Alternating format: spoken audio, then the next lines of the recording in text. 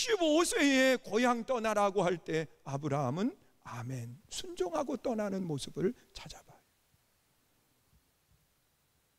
그리고 또한 약속의 자녀는 아니지만 이스마엘을 낳았는데, 여러분 이스마엘이 15세 전후로 됐을 때거든요. 그런데 하나님께서 그를 내보내라는 거예요. 사라가 원하니까. 자, 그랬을 때 혈육 아닌가요? 이스마엘도요. 그 아내 사라는 달라요. 하갈을 통해서 났으니까. 그러나 아브라함은 똑같은 혈육이에요. 그런데 하나님의 말씀을 듣고서는 그를 내보내는 거예요. 100세에 난 아들 이삭을 제물로 드리라고 할 때 아브라함은 아침에 일찍 일어나서 3일 길을 떠나요. 그리고 그 종들은 산 아래 머물게 하고, 왜? 방해거리가 될까 봐. 아들 이삭에게 제단에 쓸 나무를 치게 하고, 그리고 아브라함은 칼과 불을 들고서는 산에 올라가는 거예요. 여러분 이삭은 알았어요. 그래서 그 정적을 가장 먼저 깨고 질문을 한 사람은 아브라함이 아니라 이삭이었습니다.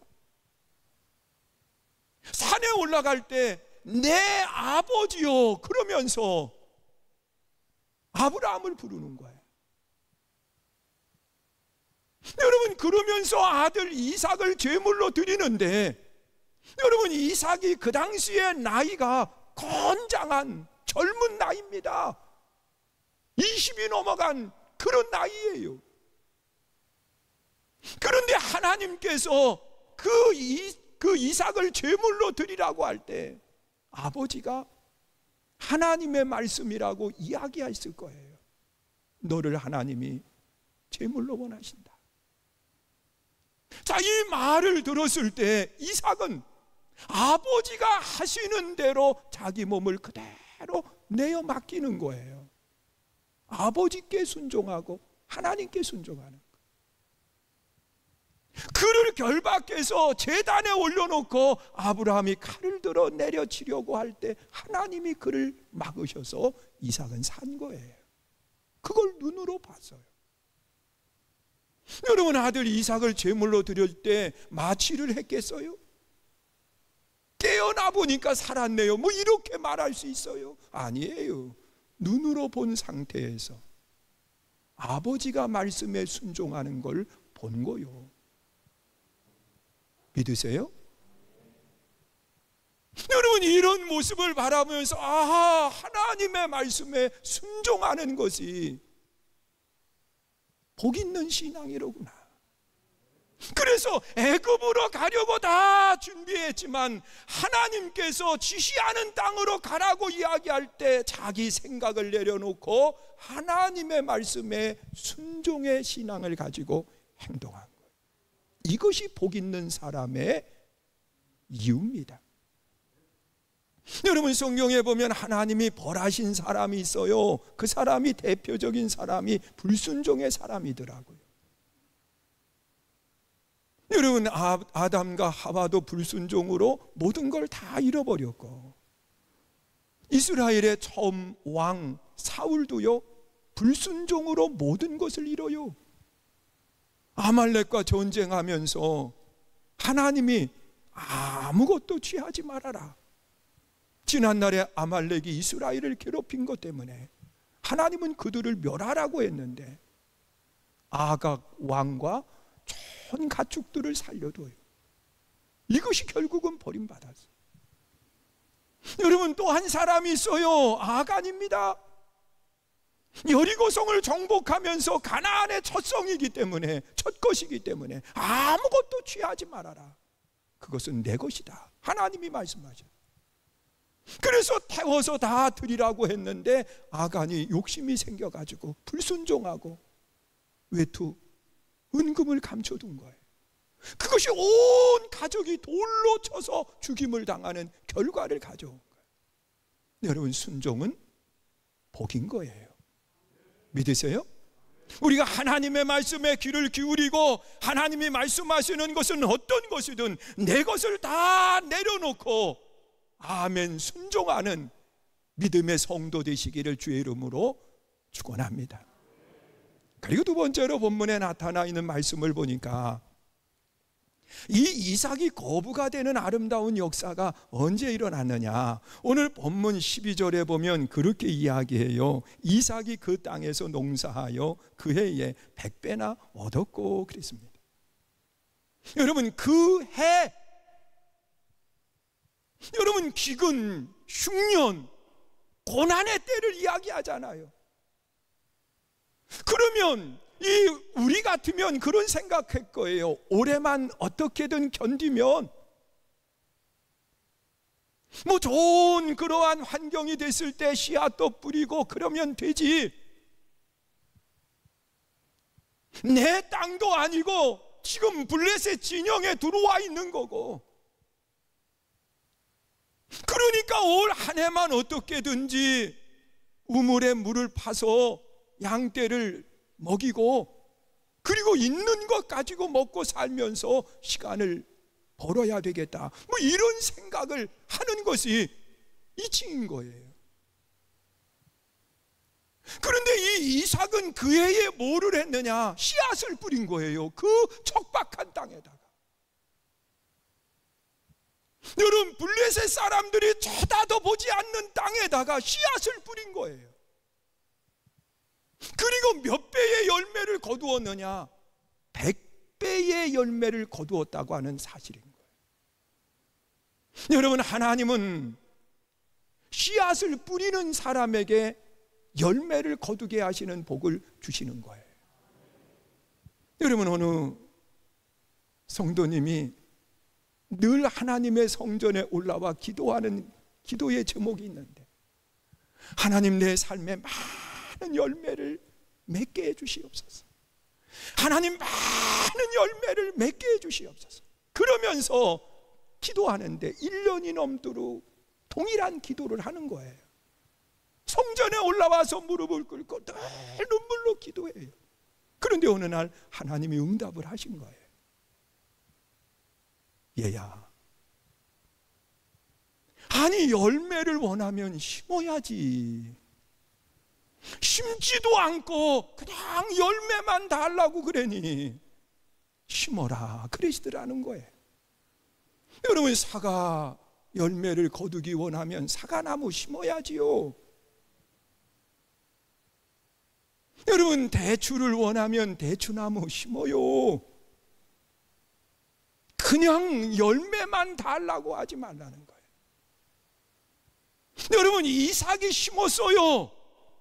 그 흉년의 때에, 기근 때에 남들이 쳐다보지 않는 그 땅에 심었어요. 그런데 놀라운 역사는 100배가 열렸거든요.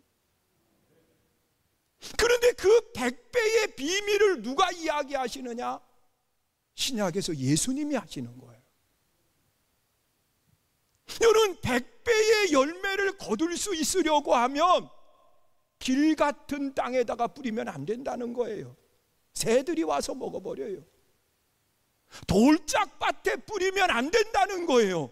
햇볕이 내리쬐면 말라 죽어요. 가시덤불 속에 뿌리지 말라는 거예요. 그것이 자라나면 기운을 잃어버리고 죽어요. 어디에 뿌려진 것이 100배 열매가 맺든지라 옥토에 뿌려진 것이 100배의 열매를 맺게 되는 거예요. 그러면 이삭이 100배의 열매를 맺었을 때 그 블레셋 남들이 쳐다보지 않는 땅, 쓸모없는 땅이지만 그 땅을 일구어 가지고 무엇으로 만들어 놓았느냐? 옥토로 만든 거예요. 그러니 얼마나 많은 땀을 흘렸겠어요. 얼마나 많은 수고를 했겠어요. 열매는 그냥 맺히는 게 아니에요. 여러분, 저도 시골에서 농사를 지었었어요. 고등학교 다닐 때까지 저희 어머님이 농사를 지었는데 저도 어머님을 도와서 농사를 지었어요. 잘해요. 그런데 부지런한 농부가 열매를 많이 거두게 돼 있어요. 부지런한 농부는요, 봄이 올 때까지 기다리지 않아요. 땅이 이제 막 녹기 전에, 뭐 지금이야 거름들이 좋잖아요. 그런데 옛날에는 다 그 소가 뒤로 내보낸 거 걷어가지고, 깔아놓은 풀 그런 거 걷어가지고서는 그걸 퇴비로 만들어요. 그거를 땅이 다 녹은 뒤에 가지고 뿌리려고 하면 가는 뿌릴 수 있어도 깊은 곳까지는 못 가요. 질어가지고요. 그러니까 살짝 얼었을 때 리어커나 아니면 그 마차에 그걸 잔뜩 싣고서는 가면서 뿌리는 거예요. 그리고 지금처럼 비가 봄에 오고 나면 깊이까지 녹거든요. 그러면 그걸 깊이 갈아서 넘겨 놓는 거예요. 그리고 이제 모짜리를 만들고, 그리고 옥토로 만들어진 거기에다가 뭐를 옮겨 심게 돼요. 그래야 거두는 거예요. 여러분, 게으른 사람은요, 그냥 겨우 내내 놀다가 봄 돼 가지고 그것 퇴비를 가지고 나가면 안으로 들어갈 수가 있어야지. 전알르자니 냄새나고 무겁고, 그러니까 그냥 가까운 곳에만 뿌려서 갈아버려요. 그것도 얕지가 않은 거예요. 왜? 쉽게 하려니까. 그러니 열매를 거둘 게 있어야. 여러분, 이삭의 100배는요 그냥 된 게 아니에요. 여러분, 땀을 흘리고 씨앗을 뿌렸을 때, 옥토로 만들어 뿌렸을 때 거기에 100배의 열매가 맺힌 거예요. 오늘 우리가 어렵다고 이야기하지만 우리 땀을 흘려요. 하나님이 기뻐하시는 그 일을 위해서 우리가 땀을 흘리는 거예요. 그리고 씨앗을 뿌려요. 뿌린 사람이 거두는 거예요. 믿으십니까? 요행을 바라고 그냥 어떻게 하다 보면 되겠지, 그러지 마요. 여러분, 우리 선교중앙교회가 오늘처럼 성장할 수 있었던 이유 중에 하나가 뭔가요? 여러분, 극성스럽게 우리는 늘 뭔가를 했어요. 여러분, 저도 요 앞에 선교 마을에 교회를 건축할 때 거기가 축사예요, 축사. 여러분, 나중에 거기에 이제 이 대지로 만들기 위해서 흙을 메꾸는데 그 밑으로 소가 배설물로 내놓은 그 깊이가요 60cm가 넘게 소똥으로 형성이 됐어요. 그 위에다가 지금 저기 아파트 지은 거요, 여기 소똥 위에다가. 물론 파냈겠지요. 그러니까 그거를 냄새 안 나게 위에 흙으로 메꾸기 위해서 이 흙차에 싣고 오는 것을 받았는데, 이 포크레인을 하루 사용하려면 40만 원을 줘야 되는데, 이게 하루에 다 하는 게 아니라 조금 가져오고 흙이 없으면 그냥 끝나는 거. 그러면 앉아 있다가 돈 받아가니까 얼마나 그게 억울해. 그래서 포크레인을 사가지고, 제가 이제 고백하지만 무면허로 그걸 다 몇 년을 걸쳐서 그걸 했어요. 여러분, 저 혼자 했나요? 우리 교인들이 함께 땀을 흘리면서. 땀의 열매예요. 여러분, 심지 않고 거두는 것은 도적과 같은 거예요. 이삭이 바로 이 원리를 잘 활용한 거예요. 옥토로 만들고 씨앗을 뿌렸어요. 그리고 세 번째로 본문에 보면 이삭이 거부가 될 수 있었던 이유가 있어요. 그것이 뭐냐고 하면, 이 농사를 지었더니 100배의 복을 받고 나니까 쓸모없이 보였던 땅이 세상의 황금알처럼 좋아진 땅이 돼버렸잖아요. 그러니까 블레셋 사람들이 시기를 해가지고서는 이 이삭을 쫓아버리는 거예요. 그래서 이삭이 어디로 가냐고 하면 그랄 골짜기로 들어가는 겁니다. 이 그랄 골짜기에 들어가서 또다시 이삭이 한 것이 뭐냐? 우물을 파는 일이었어요. 그런데 거기에서 셈이 나네요.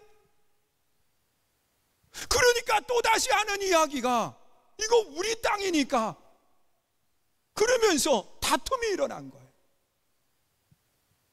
그래서 이 이삭이 그 이름을, 우물 이름을 뭐라고 줬느냐? 에색이라고 줬어요. 뜻은 흉포, 얼마나 흉하게 난폭하게 괴롭혔으면 그 이름을 흉포, 에색이라고 진 거예요. 그리고 옮겨서 또다시 우물을 팠더니 샘이 나오는 거예요. 근데 또다시 시기를 해가지고서는 그거 우리 거라고 또 왔네. 그래서 이삭이 그 우물의 이름을 신나라고 진 거예요. 다툼이라고 하는 거예요. 그리고 옮겨서 또다시 우물을 팠는데 이번에는 다툼이 끝났어. 그래서 이름을 르호봇이라고 졌는데, 하나님이 내 지경을 넓혔고 일곱 우물이라고 하는 뜻을 가지고 있어. 하나님이 이렇게 나를 복되게 해주셨다는 거예요. 여러분, 이삭의 모습을 보면 이삭은 다투지 않아요. 이삭은 양보하고 새로운 곳으로 옮겨가는 모습을 보게 돼요. 여러분, 다툼은 아무런 유익이 되지를 못해요. 여러분, 복받는 사람의 모습을 보면 양보하고 그리고 새로운 곳을 또다시 도전하는 아름다운 모습을 가진 거예요. 여러분, 그렇다고 그래요. 자녀와 부모는 일촌 관계예요. 일촌 관계는 희귀하지 않아요. 자식이 잘 되면 권장로님 좋아요, 안 좋아요? 좋아요. 그냥 시기하지 않아요. 그냥 잘 되면 좋아요. 그럼 자녀가, 부모가 잘 되는 거 시기하나요? 안 해요. 왜? 기다리고 있으면 내 거 되는데 뭘 시기를 해요, 그걸. 그런데 자녀들끼리는 몇 촌이냐? 2촌이에요. 2촌부터 시기를 하는 거예요. 그래서 성경에 보면 2촌부터 시기를 시작을 해서 살인으로 몰고 가요. 가인과 아벨의 관계. 여러분, 시기함으로 인해서 살인까지 나아가는 모습을 보게 돼요. 에서와 야곱의 관계, 쌍둥이인데도 불구하고 시기를 하는 거예요. 그래서 동생이 내복을 가로채서 그리고 죽이려고 하잖아요. 그런데 이방 땅에 살면서 시기하지 않겠느냐는 거예요.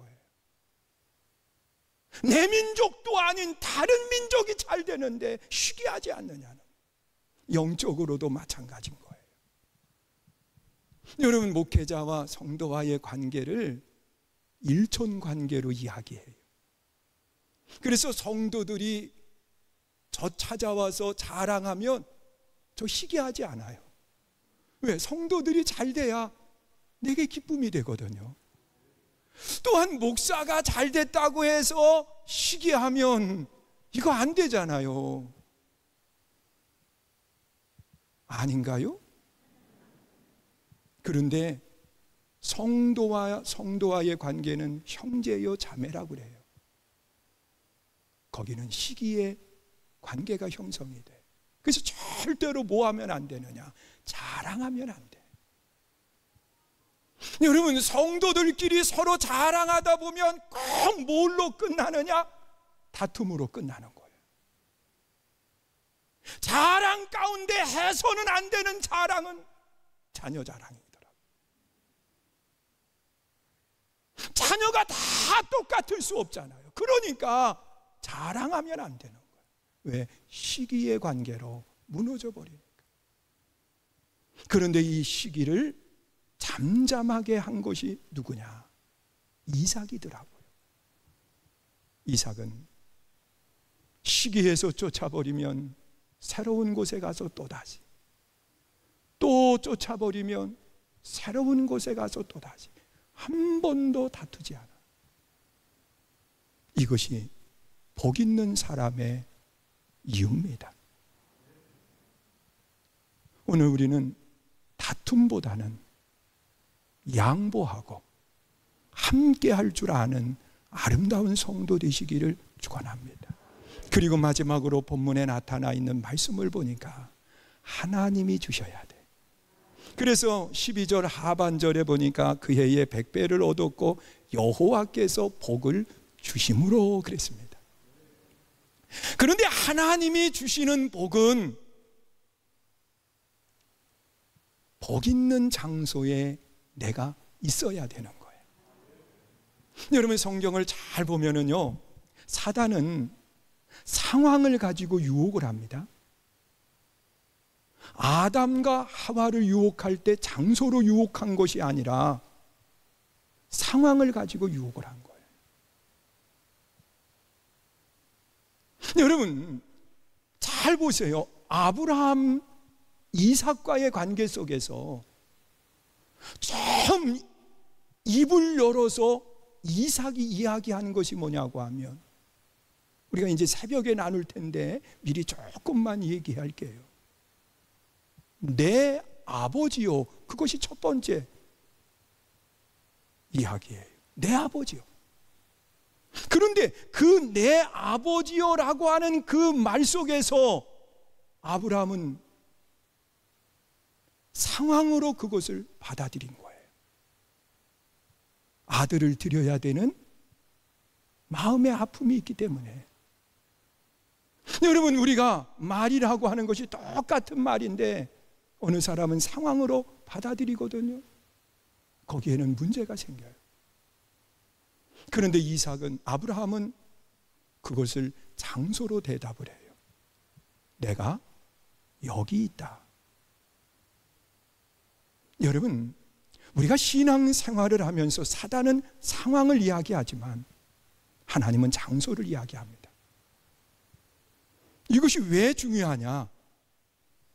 하나님의 말씀을 읽다 보면 정말 중요한 부분들이 있어요. 여러분 이스라엘 백성들이 광야 그곳에 가서 하나님을 예배하는 장소를 이야기할 때 계속 바로는 상황을 이야기합니다.